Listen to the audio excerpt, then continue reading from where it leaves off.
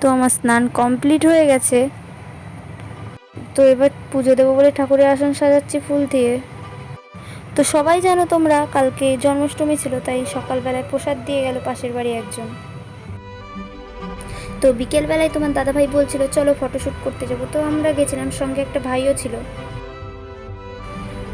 তো দূর থেকে একটা বুনো আমাদের ডাকছিল ফটোশ্যুট করবে বলে। তো বোনটা চলে এসছে, তো ওরা আগে আগে হাঁটছিল, আমি পিছনে ছিলাম। তো যেতে যেতে দেখি কাশফুল, খুব সুন্দর লাগছে দেখতে, তাই তোমাদের দাদাভাইকে আমি বললাম যে আমাকে কটা এনে দিতে। কাশফুল দেখে মনে হচ্ছে পুজো পুজো ভাব চলে এসছে। তোমরা সবাই ভিউটা দেখো, খুব সুন্দর লাগছে। তো এটা দেখে মনে হচ্ছে আকাশ থেকে পুরো দুর্গা ঠাকুর নেমে এসছে।